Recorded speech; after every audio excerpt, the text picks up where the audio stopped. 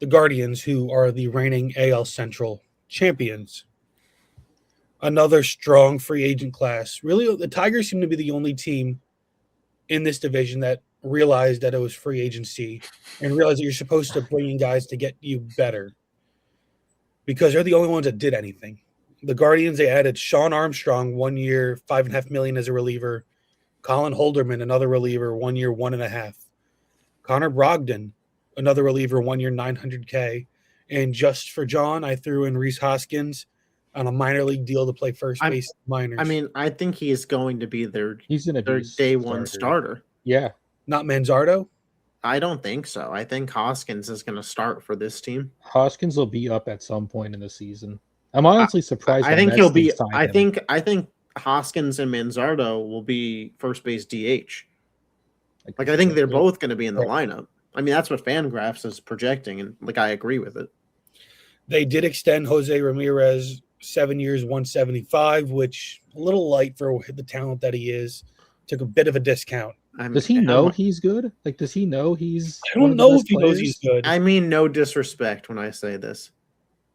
Like, does he really love Cleveland like that much? Like I try and mean no. I try and mean no disrespect, but he's what LeBron should have been. Does he? Well, no. LeBron shouldn't have devalued himself by half to stay. Like, I mean, seriously, Jose Ramirez could have. I don't know. Did he see Class A like lose all that money and go, "Oh snap! I better secure my bag now"? Like, I don't understand what happened there because this is an MVP caliber player who easily could have asked for $40 million a year. I mean, we just watched Bo Bichette get what was his AAV? Was it 60? Am I tripping? I don't know if Bichette was 60, but it was really, really high. Like, I mean, obviously it was a shorter term deal. 45? Bo Bichette contract was 3 years, 126. So that's 42? 42. You're like Bo Bichette got $12 million more a year than Jose Ramirez. Ridiculous. Bo Bichette, by the way, have you guys seen some of like the spring training fielding videos? Yeah. Like, yuck, dude. I don't know. I'd flip Simeon over to third right now. I mean, who would have thought that a guy who's known to being a terrible shortstop defensively would be just as bad, if not worse, at third? And listen, we're not talking about the Mets here, so I'm not going to go too far in. It doesn't mean I'm not going to think the Mets will win a lot of games because that lineup's juiced, but you get into the nitty-gritty of the playoffs and all of a sudden somebody hits a line drive to third base and this guy can't make the play. That could be, you know what I mean? Like as Yankee fans, we know that'll catch up to you at one point.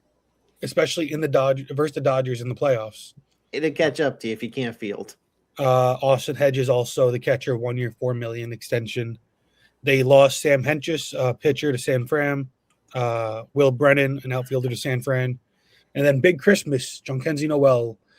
Worst TV camera angle in a playoff flyout I've ever seen. Yeah. He's with Baltimore now, the outfielder, first baseman. Cleveland didn't do much coming off of a division title. And we can't help but think that a lot of this has to do with the ongoing Class A issues. Is that still going to be weighing them down, Class A, and the whole, throwing pitches? I think we're going to see a change of the guard. No pun intended there, but we're going to see. I think we're going to see Bazana called up this year. I think we're going to see Stephen Kwan moved at the deadline. I think it's possible that Cade Smith gets moved. I think that they want Ramirez to be a part of that future, and I don't think that they want this to be some massive, long overhaul, but I do think that Cleveland understands they're not some massive free agent destination and probably wants to do some 1-for-2 deals, maybe 1-for-3 deals on prospects to try and fill out this roster a little bit better. I know as Yankee fans, we've talked about what would we send for Stephen Kwan? Would we send Jason Dominguez plus? Probably. If you're Cleveland, I feel like that's an appetizing deal for you to fill out your roster, get younger, and save money. Now, Jose Ramirez will be turning 34 at the end of the season, so I don't know how much more future. Well, that's what I they said. have. I don't think that they want it to be some long haul turnaround. The way that they are moving to me says that they're trying to bridge a gap where they are competing very shortly with Jose Ramirez on the roster, but flipping everything else around. Not everything, because Right. obviously, like, some players will stay, but I think that they understood, not that they got lucky last year, but if it was not for a really strong end of the season, they wouldn't have made the playoffs. And then when they did make the playoffs, they were wild card exits. Like, I don't think that and I think it's smart that they didn't just buy so much into the hype of how last year ended on a smaller sample size and understood, hey, let's see if we can kind of flip this around. That way, towards the end of Jose's career, we're a competitive team that actually could have World Series aspirations. Now, another thing holding the Guardians back is their rotation. You have Tanner Bibby, Gavin Williams, Slade Ciccone, Logan Allen, Paul Messick, Joey Cantillo.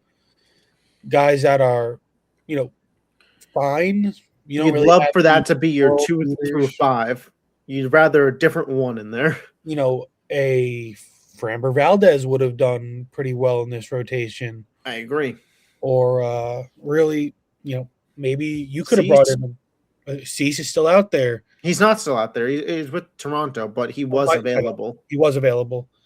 But then Griffin Canning was another guy that would have made a lot of sense to bring in some depth.